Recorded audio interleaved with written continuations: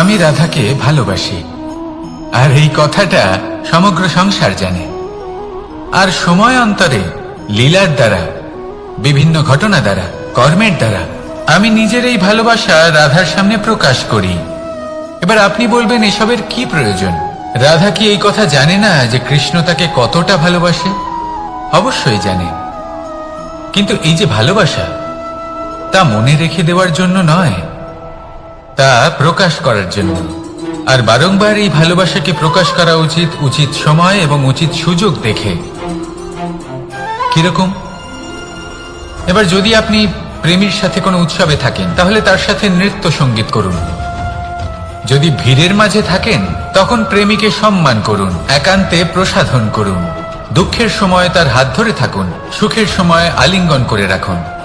এই প্রেম যত প্রকাশ করবেন, ততই এই প্রেমের বৃদ্ধি হবে।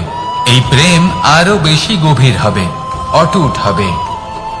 তাই এই প্রেমকে মনে নয়, আপনার জীবনে স্থান দিন। মন খুলে প্রকাশ করুন, আর আমার সাথে ভালোবেসে বলুন, রাধা রাধা। গুরুত্বপূর্ণ একটা কথা আছে যা আপনার মনে রাখা উচিত। আপনার এই মানসিকতা, আপনার এই স্বপ্ন, তা যেন আপনার নিয়ন্ত্রণে থাকে। আপনার বন্ধ মুঠোয় যেন এর লাগাম থাকে, আপনি যেন এর প্রভু হন। যদি তা হয়, তবেই আপনি লাভবান হবেন। যদি এরা আপনাকে নিয়ন্ত্রণ করতে থাকে, যদি আপনার মুঠো খুলে যায়, না পথ আপনার নিয়ন্ত্রণে থাকবে, না মানসিকতা থাকবে, না স্বপ্ন নিয়ন্ত্রণে থাকবে। আর যদি তাই হয়, তাহলে আপনি আপনার ভবিষ্যৎ নষ্ট করে ফেলবেন। তাই নিয়ন্ত্রণ করতে শিখুন নিজের বিচার বুদ্ধি, নিজের মানসিকতা, নিজের স্বপ্নকে। নিজের এই স্বপ্ন পূরণ করুন, আর আমার সাথে ভালোবেসে বলুন, রাধা রাধা।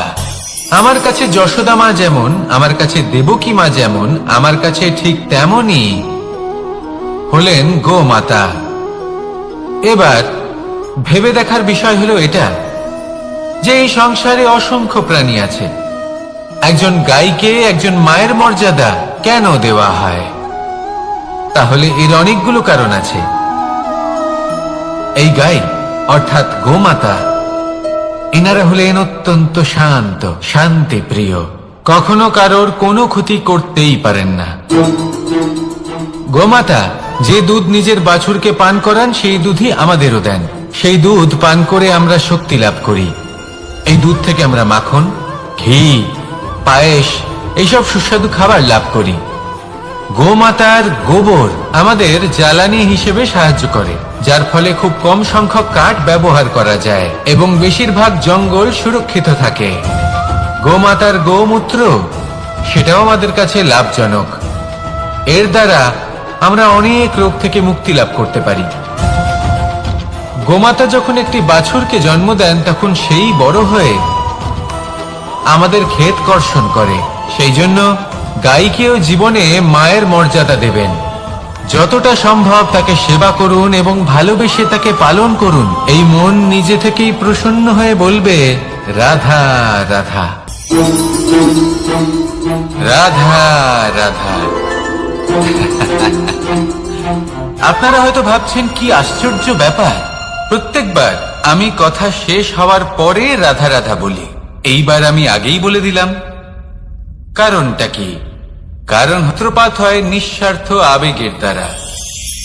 ঠিক যেমন একজন মাতাকেই দেখে নিন। যখনই একজন মাতা সন্তানকে জন্ম দেন, তখন এই সংসার ভুলে যায় যে তার জন্য এটা একটা নতুন জন্ম। কারণ একজন নারী তখন একজন মাতৃরূপে নতুন ভাবে জন্ম নেন।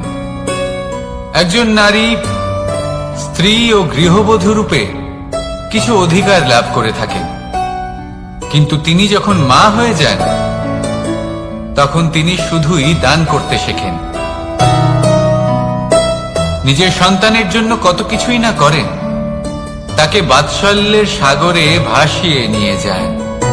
এই সংসারে রাজকুমার জন্ম নিতেই পারেন, তাকে রাম এবং লক্ষণ কিন্তু মায়েরাই বানিয়ে তোলেন। একজন গোয়ালা জন্ম নেয়, তাকে দ্বারকাধীশ একজন মাই বানিয়ে তোলেন। পিতা হলেন সেই পর্বত যার একটা অংশ হলো তার সন্তান। কিন্তু মা হলেন সেই শিল্পী যিনি একটা পাথরকে খোদাই করে এমন এক মূর্তি গড়ে তোলেন যাকে সকলে পূজনীয় মনে করেন। তাহলে স্মরণ করুন সেই সকল মুহূর্ত যেগুলি আপনি নিজের মাতার সাথে অতিবাহিত করেছেন। অনুভব করতে পারবেন যে কিভাবে এক মুহূর্তেই এই মন প্রফুল্ল হয়ে ওঠে। এবারের কারণ কি? এর কারণ হলো এই জীবনের আসল দ্বারই হলো মমতা।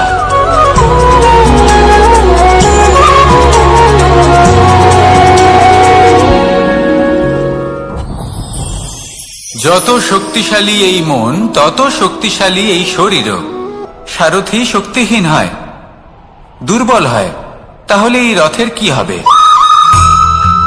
এটা উচিত পথে চলতে পারবে না, উচিত গতিতে চলতে পারবে না, মন মতো স্থানে এটা পৌঁছতেও পারবে না। সেই জন্য মনের শক্তি অত্যন্ত প্রয়োজনীয়। এবার মনের শক্তি আমরা কোথা থেকে লাভ করি? দৃঢ়তার শক্তি থেকে। এবার এই শক্তি আমরা কিভাবে বাড়াতে পারি?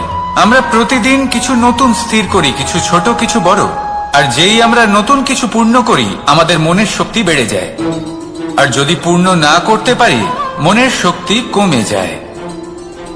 একটা দেওয়ালের মতো ছোট ছোট ছোট ছোট শিলা আমরা একটার পর একটা স্থাপন করে একটা দেওয়াল তৈরি করি। এতগুলো পাথর যখন একত্রিত হয়ে যায় তখন এমন এক দেওয়াল তৈরি হয় যাকে ভাঙা প্রায় অসম্ভব হয়ে দাঁড়ায়। সেরকমই হয় মন এবং দৃঢ়তা। ছোট ছোট কাজ করে নিজের লক্ষ্য পূর্ণ করুন। এই লক্ষ্য যদি পূর্ণ হয় তবে মনের শক্তি বাড়বে। কিছুটা এইভাবে যে যত বড়ই বিপদ আসুক না কেন সেই বিপদ নিজে হার মেনে নেবে, কিন্তু আপনার মন ততটাই শক্তিশালী থাকবে। তাই মনের শক্তি বাড়াতে থাকুন যাতে আপনি উচিত পথে চলতে পারেন, উচিত গতিতে চলেন আর মনোবাঞ্ছিত স্থানে পৌঁছতে পারেন। তবেই এই মন প্রসন্ন হয়ে বলবে রাধা রাধা। লোভ আপনার অন্তরের আরো একটা শত্রু। দেখতে গেলে এটা একটা শব্দ, একটা সংস্কৃত শব্দ, লব ধাতু থেকে উৎপন্ন হয়েছে। এর অর্থ কিছু লাভ করা। কিছু লাভ করা অনুচিত নয়, আরো কিছু লাভ করাও অনুচিত নয়, কিন্তু সব থেকে বেশি আমি লাভ করব, আমি আরো চাই, আরো বেশি চাই, আরো বেশি পেতে চাই, এটাই হলো লোভ। আর এই লোভ যখন গ্রাস করে তখন আপনি যা পেতে চান, সে ধনই হোক বা মানই হোক, তা অর্জন করার জন্য মানুষ যে কোনো স্তরে পৌঁছে যেতে পারে। যদি মানুষ ধন অর্জন করতে চান তাহলে তার জন্য তারা অধর্মের পথেও চলতে পারেন। যদি সম্মান অর্জন করতে চান তাহলে অন্য মানুষকে ছোটও করতে পারেন। শেষ পর্যন্ত আপনার এটা মনে হতে পারে যে যদি একটু অল্পই প্রাপ্ত করতাম কিন্তু ভালোবেসে প্রাপ্ত করতাম, এই জীবন আরো অনেক বেশি সুখী হতো। লোভ আপনার জীবনে, আপনার মনে কখন যে প্রবেশ করবে সেটা আপনি জানতেও পারবেন না। তাই এটা চিনতে শিখুন আর তৎক্ষণাৎ জীবন থেকে বাইরে ফেলে দিন। যা কিছু লাভ করতে চান তা ভালোবেসে লাভ করুন, আর সেই ভালোবাসার সাথেই বলুন রাধা রাধা। চলতে থাকা, থেমে যাওয়া, বিশ্রাম নেওয়া, তারপর দম নিয়ে পুনরায় দাঁড়িয়ে পড়া, আর তারপর আবার সেই পথ চলা। এটা জীবনের অভিন্ন এক অঙ্গ, এটার থেকে আপনি পালাতে পারবেন না। কিন্তু এই অঙ্গকে আপনি নিজের জীবনে কিভাবে প্রয়োগ করবেন, কিভাবে তাকে কাজে লাগাবেন, সেই সিদ্ধান্ত আপনাকে নিতে হবে। যারা হেরে যান তারাও জীবনে থমকে যান, আবার যারা জেতেন তারাও দাঁড়িয়ে পড়েন। যারা হেরে যান তারা হাঁপিয়ে দাঁড়িয়ে পড়েন, যারা জিতে যান তারা দাঁড়িয়ে পড়েন সেই সর্বোচ্চ স্তরে পৌঁছে গিয়ে। এবার দাঁড়াতে তো আপনাকে হবেই, তা হতেই হবে। কিন্তু কখন, কিভাবে দাঁড়াবেন, ক্লান্ত হয়ে নাকি সর্বোচ্চ স্তরে পৌঁছে গিয়ে, সেই সিদ্ধান্ত আপনার। অবশ্যই দাঁড়িয়ে পড়ুন, কিন্তু ক্লান্ত হয়ে নয়, কারণ আপনাকে পুনরায় দাঁড়িয়ে পড়তে হবে, পুনরায় যাত্রাপথে এগোতে হবে এবং সর্বোচ্চ স্তরে পৌঁছতেই হবে। রাধা রাধা। স্বপ্ন, আমরা জীবনে স্বপ্ন দেখতে থাকি। সেটা পূরণ করার পূর্ণ প্রয়াস করে থাকি। কিন্তু এই স্বপ্ন পূরণ না হওয়ার পরিস্থিতিতে আমরা ভেঙে পড়ি, ছিন্ন বিচ্ছিন্ন হই। আর তারপরেই বোঝা আমরা আগামী প্রজন্মের ওপর রীতিমতো চাপিয়ে দিই। আমরা এটাই মনে করি যে আমরা যেটা হতে পারিনি সেটা আমাদের সন্তান অবশ্যই হবে। আমরা যা কখনো পাইনি আমাদের সন্তান অবশ্যই তা পাবে। এটা যে অনুচিত সেটা আমরা ভাবি না, কিন্তু এটা ভুল। আর এই ভুল আমরা সকলেই করে থাকি। সন্তান প্রকৃতি আর পরমাত্মার আশীর্বাদ। ওদের ভেতরে তাদের নিজের একটা অস্তিত্ব লুকিয়ে থাকে, সেটা মন আগুন অবশ্যই নেভাতে পারে। ঠিক সেই রকমই হয় আমাদের সম্পর্ক, যা আমরা বহু বছর পরিশ্রম করে তৈরি করি, যে দরকার পড়লে আমাদের সহায়ক হয় কোনো না কোনোভাবে। সেই জন্য সম্মান করতে শিখুন এই সম্পর্কগুলিকে, শিখুন এই সম্পর্কগুলিকে অটুট রাখতে। কথায় কথায় এই সম্পর্কগুলিকে ভেঙে দিতে শিখবেন না। রাধা রাধা। বিষ, এই শব্দটা শুনলেই মনে অনেক কল্পনা জন্ম নেয়। আর আমাদের চারিদিক থেকে ঘিরে ধরে। তখন এই অহংকার আমাদের ছায়ার মতোই বিলুপ্ত হয়ে যায়। তাই সেই কারণে এই আত্মসম্মান নয়, এ হলো অহংকার। আর অহংকার আর কিছুই নয়, শুধু পতনের দিকে প্রথম পদক্ষেপ। আর এই জীবনে পতনের দিকে নয়, প্রেমের দিকে এগিয়ে যান। আর আমার সাথে ভালোবেসে বলুন, রাধা রাধা। আপনি কি কখনো ফলে ফুলে পরিপূর্ণ বৃক্ষ দেখেছেন? তার ডালগুলো কিরকম স্বাধীনভাবে বেড়ে ওঠে। কিন্তু যদি এই ডালগুলো মূলের সাথে ঠিকভাবে যুক্ত না থাকে, সেই বৃক্ষের মূলগুলি গভীর না হয়, তাহলে কি হবে? তাহলে কি সে সেই সব সুবিধা পাবে? কখনোই নয়। সেই বৃক্ষের ডাল পড়ে যাবে, সেই বৃক্ষ ভূমিষ্ঠ হয়ে যাবে। ঠিক সেইভাবেই চিন্তা ভাবনার স্বাধীনতার আনন্দ আপনি তখনই আস্বাদন করবেন যখন আপনার শিক্ষা গভীর হবে। তাই স্বাধীন থাকুন দৃষ্টিভঙ্গিতে, কিন্তু যুক্ত থাকুন শিক্ষার সাথে। রাধা রাধা। সমাজ, আমরা এই সমাজে বাস করি আর বহুবার একটা গুরুত্বপূর্ণ কথা ভুলে যাই। এই সমাজ আমরা সকলে মিলে তৈরি করি। সমস্ত সময় কাটিয়ে দিই এইটা ভাবতে ভাবতে যে এই সমাজ কি ভাববে, আমার কি করা উচিত, আমার কি ভাবা উচিত, কি পড়া উচিত, কোনটা সঠিক কোনটা ভুল। যদি আমি এটা করি তাহলে কয়েকজনের এটা মনে হবে না তো যে আমি খারাপ, যখন আমি তা নই। মনে ভয় উৎপন্ন হয় সেই কয়েকজন মানুষের জন্য। তার কারণ হলো আমরা আমাদের মনের কথা শুনতে পাই না, না শুনতে পারি, না বলতে পারি, আর না করতে পারি। সেই কয়েকজন মানুষের ভয়।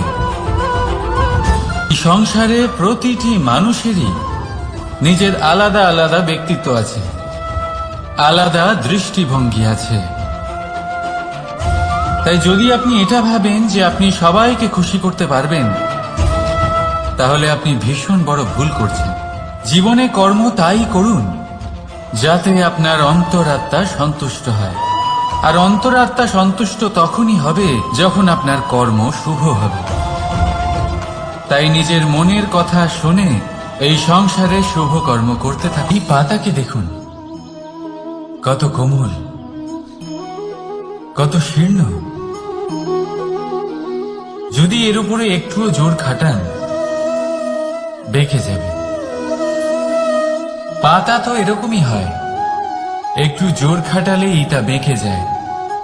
এদের নমনীয়তার জন্য। কিন্তু ওদের এই নমনীয়তার জন্য ঝড়ে বিপর্যয়ে ওরা ভেঙে পড়ার থেকে বেঁচে যায়। যদি এদের বদলে কোনো দৃঢ় বৃক্ষ হয়, তখন হাওয়ার তীব্র গতি সে সহ্য করতে পারে না, তার সম্মুখীন হতে পারে না, ভেঙে পড়ে যায় সে। ঠিক সেই রকমই হয় আমাদের সম্পর্ক। যদি এর মধ্যে সম্পর্কের সামনে নত হতে শিখো। রাধা রাধা, প্রেম। আমরা সকলে প্রেম করি, প্রেম পাওয়ার চেষ্টা করতে থাকি। আর এমনও অনেক মানুষ আছেন যারা প্রেম অর্জন করেও ফেলেন, কিন্তু সেখান থেকে শুরু হয় এক নতুন অধ্যায়। আচমকা দুই প্রেমীর কিছু অনুচিত বলে মনে হতে থাকে। আচমকা দুজনে নিজেদের অস্তিত্ব নিয়ে বিচলিত হতে থাকেন। এবার এমন হলে কি করা যেতে পারে? আর এই হলো জুন। প্রেম আপনাকে কোথায় কোথায় নিয়ে যায়। রাধা রাধা। জীবনে ক্ষমা চাওয়া তাও কিছুটা সহজ, ক্ষমা করতে পারা অত্যন্ত কঠিন। ক্ষমা দুই অক্ষরের এই শব্দ হতে পারে, কিন্তু অত্যন্ত বড় এই শব্দ, অত্যন্ত গুরুত্বপূর্ণ এই শব্দ। কখনো কখনো অন্য কাউকে ক্ষমা করে দেওয়া তাও কিছুটা সহজ কাজ, কিন্তু নিজেকে ক্ষমা করতে পারা অত্যন্ত কঠিন হয়ে দাঁড়ায়। অতীতে যদি আমাদের এমন কোনো ভুল হয় যে কারণে আমরা ক্ষমা করতে না শেখেন, নিজেকে ক্ষমা যদি না করতে পারেন, তাহলে তা আপনার জীবনের সব থেকে বড় বাধা হয়ে দাঁড়াবে। সেই জন্য জীবনে অবশ্যই শিখুন যে কিভাবে নিজেকে ক্ষমা করতে হয়, আর শিখুন যে আগের করা ভুল আবার কি করে না করা যেতে পারে। এই মন হালকা হবে আর প্রসন্ন হয়ে বলবে, রাধা রাধা। এই সংসারে যখনই কোনো সমস্যা আসে, তখন আমরা আমাদের সব থেকে বড় সম্বলের কাছে আশ্রয় খুঁজি, তা হলো আমাদের বিশ্বাস। এবার প্রশ্ন হলো এটাই যে এই বিশ্বাস কার উপর করা যেতে পারে? পরিবারের উপর, বন্ধুর উপর, নাকি তাদের উপর বিশ্বাস করা উচিত যাদেরকে আমরা কখনো সঙ্গ দিয়েছি? দেখুন, এই সংসারে বিপদের সম্মুখীন হলে কে আপনাকে সাহায্য করবে সেটা নির্বাচন করা আপনার হাতে নেই। সেটা সেই সকল ব্যক্তির উপর নির্ভরশীল যে তারা আপনাকে সাহায্য করবে নাকি করবে না। অর্থাৎ যখনই কোনো বিপদ আসে, সর্বপ্রথম তার সম্মুখীন আমাদের নিজেকেই হতে হয়, আর তার জন্য প্রস্তুত থাকা প্রয়োজনীয়। সেই শক্তি, সেই সাহস অর্জন করা প্রয়োজনীয়। দেখুন, যখনই অন্ধকার আসে তখন সবার আগে কে আপনাকে ত্যাগ করে চলে যায়? আপনার নিজেরই ছায়া। এই অন্ধকারের সম্মুখীন হতে হয় অন্তরের প্রদীপের দ্বারা, অন্তরের আত্মা দ্বারা। তবেই আপনি অন্ধকারের ওপর জয়লাভ করতে পারবেন। সেই জন্য যে বিপদই আসুক না কেন, নিজেকে তার জন্য প্রস্তুত রাখা উচিত। সেই সাহস নিয়ে আসুন। এমন কোনো বিপদ নেই যা আপনাকে ভেঙে দিতে পারে। আসুন আমার সাথে ভালোবেসে বলুন, রাধা রাধা। মানুষ সবসময় চায় যে তার জীবনে যেন কখনো কোনো সমস্যাই না আসে। সে চায় তার জীবন যেন শুধুমাত্র শান্তি এবং সুখের দ্বারা পূর্ণ থাকে। কিন্তু এই চাহিদা অনুচিত কিছু নয়। আমরা সবাই এটাই চাই যে জীবনে সুখ থাক, শান্তি থাক। কিন্তু এই কথা সবসময় মনে রাখবেন, যে সূর্য উদিত হন সংসারকে প্রকাশমান করেন, দুপুরবেলায় সংসারকে রৌদ্র প্রদান করেন, সন্ধ্যাবেলায় তাকেও অস্ত যেতে হয়। এবার আমাদের জীবন চক্র কিছুটা এরকমই। কোনো কিছুই চিরকাল একরকম থাকে না। কখনো এই নদীকে দেখুন যা বয়ে চলেছে। এই নদী যা বয়ে চলেছে তার পথেও অনেক বিপদ আসে। বড় বড় পাথরের সম্মুখীন হয়ে তাকেও সামনে এগিয়ে যেতে হয়। একটি পুকুর যা চারদিক থেকে ঘেরা, তার জীবনে কিন্তু কোনো সমস্যা নেই।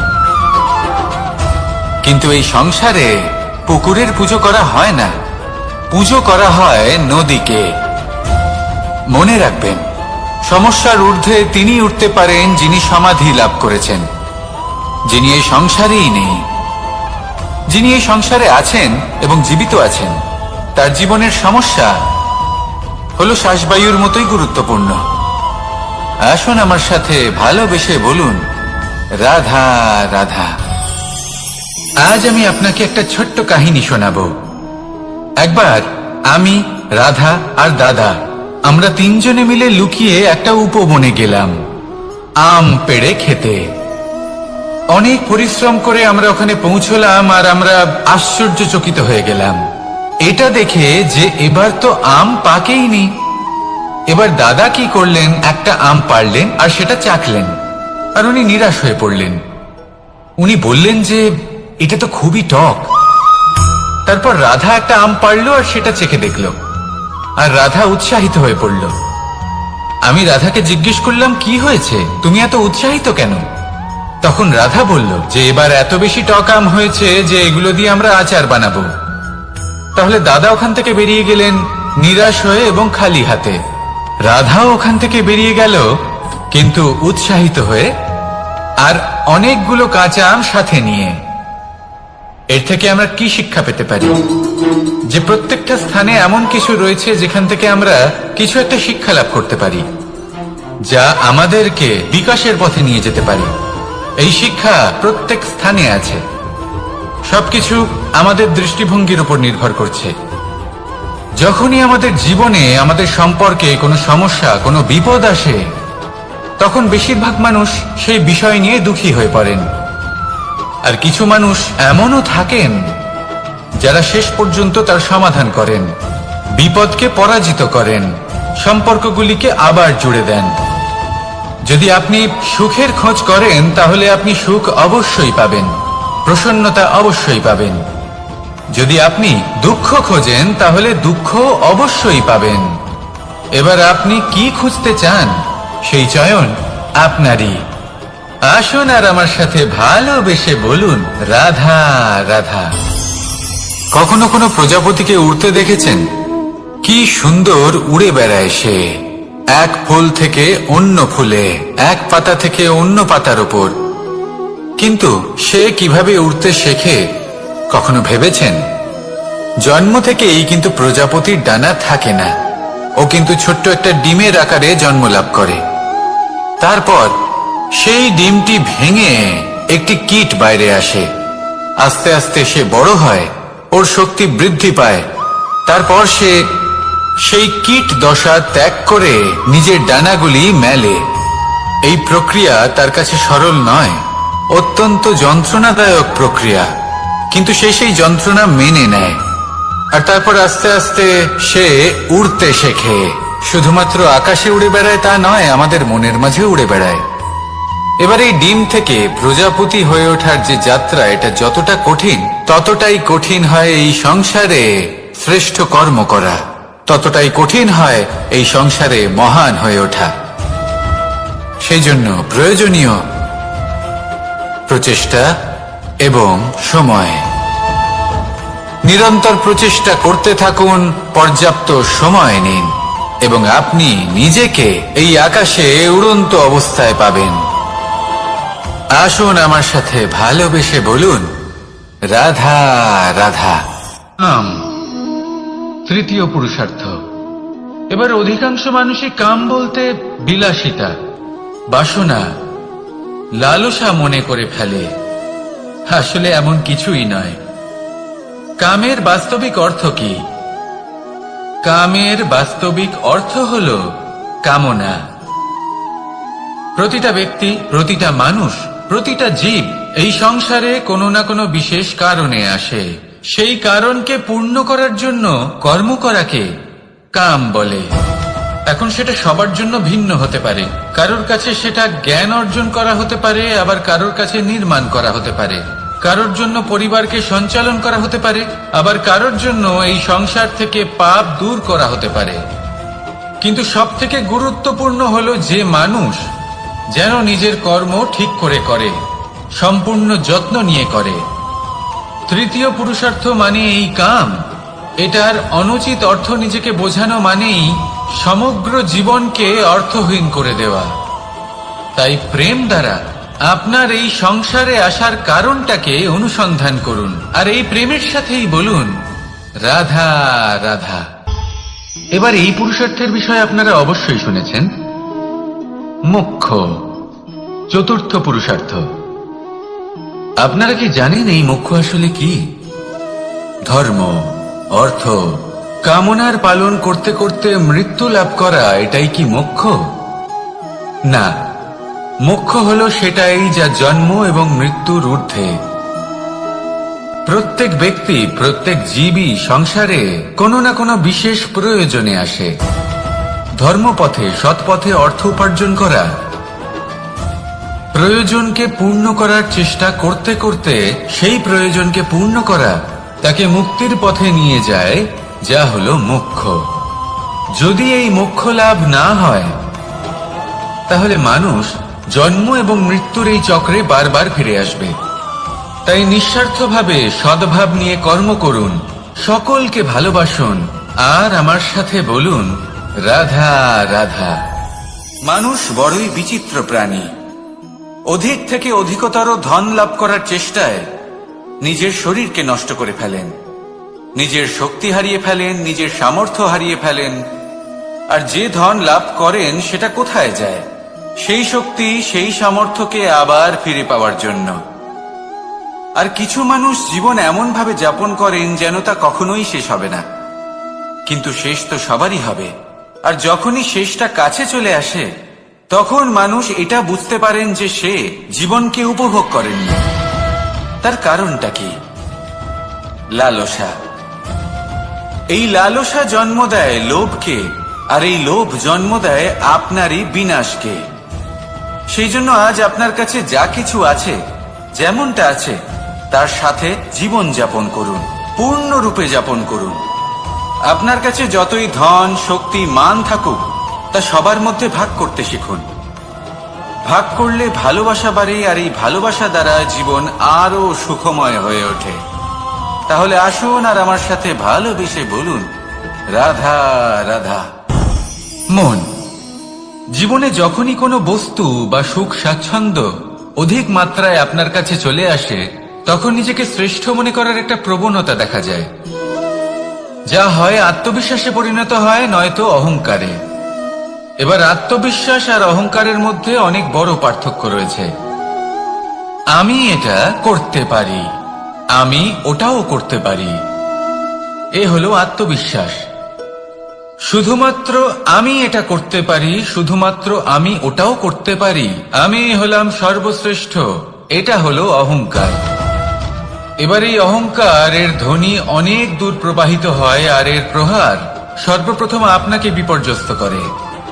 এবার এই অহংকার, এর বিপরীত শব্দ হলো বিনয়, অর্থাৎ নিজের ঊর্ধ্বে উঠে অন্যের বিষয় ভাবনা চিন্তা করা, সংসারের বিষয় ভাবা। এই বিনয়ী হবার চেষ্টা করুন, একের থেকে অনেক হওয়ার চেষ্টা করুন, এবং একসাথে থাকার চেষ্টা করুন। নিশ্চিত রূপেই আপনি বিকাশের কারণ হবেন। মত্ততা থেকে নিজেকে দূরে রাখুন, অহংকার থেকে নিজেকে দূরে রাখুন। এই মন প্রসন্ন হয়ে বলবে রাধা রাধা। জীবনে যখন কোনো ব্যক্তি নিজের লক্ষ্য প্রাপ্তির জন্য নিরন্তর পরিশ্রম করতে থাকেন, চেষ্টা করতে থাকেন, তখন তিনি কষ্ট অনুভব করেন, কখনো শারীরিক কষ্ট, কখনো মানসিক কষ্ট। এবার উনি এটা ভাবতে থাকেন যে আমি কি উচিত করছি নাকি অনুচিত করছি। কারণ অন্যদিকে এমন একজন ব্যক্তিও আছেন যিনি একদমই পরিশ্রম, চেষ্টা করছেন না। তিনি মদিরা পান করেন, বিলাসিতায় জীবন কাটান, অলস প্রকৃতির হয়ে ওঠেন, নিদ্রাতে বিলীন হয়ে থাকেন, আর ভাবেন যে তিনি সুখ লাভ করছেন। কিন্তু এরকম কেন হয়? কারণ যখন আমরা সৎ পথে থাকি, উচিত পথে চলি, লক্ষ্য প্রাপ্ত করার জন্য চেষ্টা করতে থাকি, তখন আমাদের ভেতরে থাকা নেতিবাচক শক্তি এবং পাপ এই দেহকে ত্যাগ করে দেয়। আর এই অনুভূতিটাই আমাদের দুঃখের অনুভূতি দেয়, কষ্ট দেয়। এবার সেখানে যদি আমরা কুপথে চলি, অনুচিত পথে চলতে থাকি, তাহলে আমাদের ভেতরে থাকা পুণ্য এবং ধনাত্মক শক্তি আমাদের দেহ ত্যাগ করে দেয়। আর এই অনুভূতির কারণেই আমরা সুখ অনুভব করি। কিন্তু কখনো ভাববেন যে এই সুখ বেশি সময় পর্যন্ত থাকে না। সেই জন্য সবসময় মনে রাখবেন, যদি আপনি জানেন যে এটাই আপনার লক্ষ্য, এটাই উচিত পথ, শুভ পথ, তাতে নিরন্তরভাবে এগিয়ে যেতে চেষ্টা করতে থাকুন। এই কষ্ট আপনাকে সুখের পরাকাষ্ঠায় কখন পৌঁছে দেবে তা আপনি জানতেই পারবেন না। আসুন আমার সাথে ভালোবেসে বলুন, রাধা রাধা। ঈর্ষা আমাদেরই মনে বসবাস করা আরো একটা শত্রু। তবে এই শত্রু কখনো কখনো আমাদের জন্য লাভদায়কও হতে পারে, কিন্তু যদি আমরা সতর্ক না থাকি তাহলে সেটা ততটাই ঘাতক হয়ে উঠতে পারে।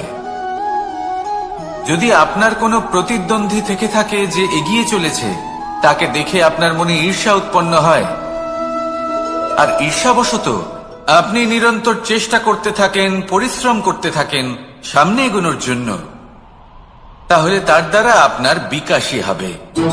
কিন্তু যদি আপনি নিজের বিরোধীকে শেষ করতে দেওয়ার জন্য অগ্রসর হন, তাকে বিনাশ করার জন্য অগ্রসর হন, তাহলে এই ঈর্ষা প্রথমে আপনার বিনাশ অবশ্যই করবে। একটা কথা আছে, এটা পশু প্রবৃত্তি, আপনি শুধুই নিজের বিকাশের কথা ভাববেন। তিনিই হলেন প্রকৃত মানুষ, যিনি অন্য মানুষের জন্য প্রাণও দিতে পারেন। এই ঈর্ষা যদি আপনাকে বিকাশের পথে নিয়ে যেতে পারে তাহলে খুবই ভালো। যদি আপনাকে অন্য কাউকে বিনাশ করে দেওয়ার পথে অগ্রসর করে, তাহলে তার থেকে দূরে থাকাই ভালো। যেমন ধরুন, আপনার কাছে একটা সূচ আছে, যার দ্বারা আপনি ছেঁড়া কাপড়ও সেলাই করতে পারবেন বা অন্য কারোর পাত্রে ছিদ্রও করে দিতে পারবেন। আপনি কি চাইবেন, নিজের বিকাশ নাকি অন্য কারোর বিনাশ? সিদ্ধান্ত আপনারই। আসুন আর আমার সাথে ভালোবেসে বলুন, রাধা রাধা। বিষ এবং অমৃত, এর ভিত্তিতেই সংসার চক্র চলতে থাকে। যখন সমুদ্র মন্থন হয়েছিল তখন এই দুই প্রাপ্ত হয়েছিল। প্রথমে বিষ পাওয়া গেল, তারপর অমৃত। জীবন মন্থন করলেও এগুলো লাভ করা যায়। এবার এই যে বিষ, তা হলো অমৃতের থেকে অনেক বেশি শক্তিশালী এবং সেই জন্যই অনেক বেশি ঘাতকও। এবার বোঝার চেষ্টা করি এই বিষ আসলে কি। যে কোনো বস্তু বা কোনো ভাব যদি মাত্রার থেকে বেশি পরিমাণে আপনার কাছে থাকে, প্রয়োজনের থেকে বেশি আপনার কাছে থাকে, তাহলে সেটা আপনার কাছে বিষ সমান হতে পারে। তা সে ধন হোক, শক্তি হোক, সম্মান হোক, ইত্যাদি ইত্যাদি। যদি আপনার কাছে এমন কিছু থেকে থাকে যা মাত্রার থেকে বেশি পরিমাণে আপনার কাছে আছে, তাহলে তাকে ভাগ করতে শিখুন। যদি আপনি ভাগ করতে শিখে যান, তাহলে এই বিষই আপনার জন্য অমৃতে পরিণত হবে, আর তাদের কাছেও অমৃত সমান হয়ে উঠবে যাদের এই সাহায্যের প্রয়োজন। তাহলে ভাগ করে নিতে শিখুন আর আমার সাথে ভালোবেসে বলুন, রাধা রাধা। কোনো বাড়িতে, কোনো পরিবারে যখন কারোর জন্ম হয়, তখন তা কত সুখের মুহূর্ত হয়। সেই ছোট্ট সন্তান যখন কিছুটা বড় হয়, সে হাঁটার চেষ্টা করে, আর সেই প্রক্রিয়াতেও খুব বড় একটা শিক্ষা লুকিয়ে রয়েছে, ঠেলে দেওয়া। যখন আপনি হাঁটতে চান, সামনে এগোতে চান, তখন আপনি কি করেন? নিজের পায়ের তলার যে মাটি, তাকে আপনি পেছনে ঠেলে দেন। ব্যাস, এই একই জিনিস তো জীবনেও শিখতে হবে। এবার যদি আপনি জ্ঞানের পথে অগ্রসর হতে চান, তাহলে অজ্ঞানতাকে পেছনে সরিয়ে দিতে হবে। যদি আপনি প্রকাশের দিকে এগোতে চান, তাহলে অন্ধকারকে পেছনে সরিয়ে দিতে হবে। যদি আপনি ভবিষ্যতে সফল হতে চান, তাহলে অতীতের যে অসফলতাগুলিকে পেছনে সরিয়ে দিতে হবে। যে জল বইতে বইতে থেমে যায়, তাকে আমরা নালা বলে থাকি। তার থেকে দুর্গন্ধ বের হয়। কিন্তু যে জল বইতেই থাকে, তাকেই আমরা পবিত্র জল বলি। তাহলে আপনিও কর্ম করতে থাকুন, কখনো থামবেন না। আর আমার সাথে ভালোবেসে বলুন, রাধা রাধা। যোগাসন। যোগাসনে আসন অত্যন্ত গুরুত্বপূর্ণ। এবার আমি বলবো সবথেকে শ্রেষ্ঠ আসন কোনটি। আশ্বাস। নিজেকে আশ্বস্ত করতে থাকুন যে আমি আছি, সব ঠিক হবে, যা হচ্ছে ভালোর জন্য হচ্ছে। এই আশ্বাস আপনাকে জীবনে এমন ধনাত্মক বিশ্বাস দেবে যে আপনি বড় বড় সমস্যার সমাধান করতে পারবেন। এবার যদি কথা বলি সব থেকে কঠিন সময়ের, তাহলে সেটা হলো বিচ্ছেদের। যা মা সীতাকে সহ্য করতে হয়েছে শ্রীরামের জন্য, রাধা কৃষ্ণকেও সহ্য করতে হয়েছে। যে ব্যক্তি বিচ্ছেদের সময় সঠিক পথে চলে এসেছে, সে জীবনে অনেক শ্রেষ্ঠ স্থানে অবশ্যই পৌঁছতে পারবে। এবার যদি কথা বলি সব থেকে জরুরি এবং গুরুত্বপূর্ণ সময়ের, তাহলে সেটা হলো সংযোগ। সকলকে সাহায্য করতে থাকুন। আপনি অন্যদের সাহায্য করে তাদের যত আনন্দ দিতে পারবেন, ততটাই আনন্দ আপনারও জীবনে অবশ্যই আসবে। আসুন আর আমার সাথে ভালোবেসে বলুন, রাধা রাধা। কামবোধ, এটাই আপনার অন্তরের প্রথম শত্রু। বেশিরভাগ মানুষই কামবোধ বলতে লালসা বোঝেন, কিন্তু এটা সম্পূর্ণ সত্য নয়। কামের আসল অর্থ হল কামনা। এটা খুবই সহজ ব্যাপার। মনুষ্য শরীর থাকলে, মানুষের মন থাকলে এই কামনা অবশ্যই থাকবে। এবার এটাই দেখতে হবে যে এই কামনা নেতিবাচক কামনা।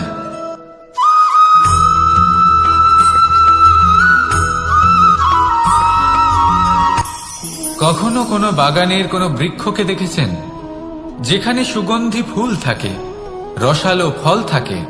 তখন মন প্রফুল্ল হয়ে ওঠে, মন থেকে সেই বৃক্ষের প্রতি ভালোবাসা জন্মায়। কিন্তু যিনি বাগানের মালিক, শুধুমাত্র তিনিই জানেন যে কিভাবে এই বৃক্ষকে আগলে রাখতে হয়, কিভাবে তার পরিচর্যা করলে এতে সুন্দর সুগন্ধি ফুল হবে, রসালো ফল হবে। কখনো কখনো প্রয়োজনের থেকে বেশি রোদ পেলে এই বৃক্ষগুলি শুকিয়ে যায়, প্রয়োজনের থেকে কম রোদ পেলেও এই বৃক্ষ কিন্তু শুকিয়ে যায়। প্রয়োজনের থেকে কম জল যদি পায়, এই বৃক্ষ শুকিয়ে যেতে পারে। প্রয়োজনের থেকে অতিরিক্ত জল যদি পায়, তখনও এই বৃক্ষের শিকড়গুলি নষ্ট হয়ে যেতে পারে। এবার এটাই কিন্তু আমাদের সংসারের সাথেও হয়। আমাদের সংসারের সকল প্রতিভাশালী ব্যক্তি, যেমন লেখক, বিচারক, প্রবক্তা, যোদ্ধা, এদের সবার ক্ষেত্রে এই কথাটাই প্রযোজ্য। যদি বেশি প্রশংসা করা হয়, তাহলেও এরা হারিয়ে যাবেন। প্রয়োজনের থেকে বেশি যদি নিন্দা করা হয়, তখনও তারা নত হয়ে পড়বেন।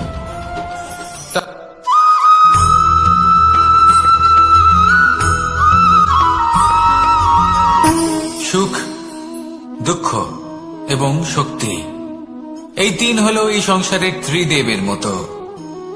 আমাদের জীবনে যা কিছু ঘটছে এই তিনটির ভিত্তির উপরেই হচ্ছে।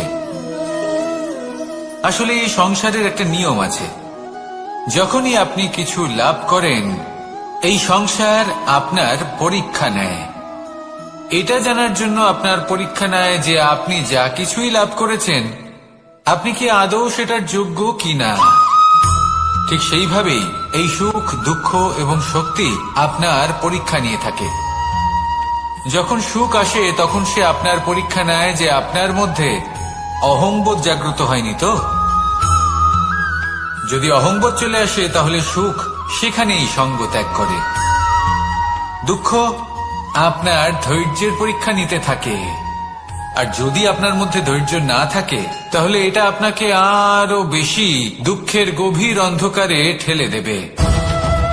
সেখানে শক্তি পরীক্ষা নেয় আপনার বিনম্রতার। যদি আপনি বিনম্র না হন, তাহলে হয় এই শক্তি আপনার সঙ্গ ত্যাগ করবে, নয় এই শক্তি বিনম্রতার অভাবে আপনার পতনের কারণ হতে পারে। এই সংসারে যে কোনো ব্যক্তি যিনি এই পরীক্ষায় উত্তীর্ণ হয়ে থাকেন, এই জীবনে তিনি সাফল্য লাভ করেন। আসুন আমার সাথে ভালোবেসে বলুন, রাধা রাধা।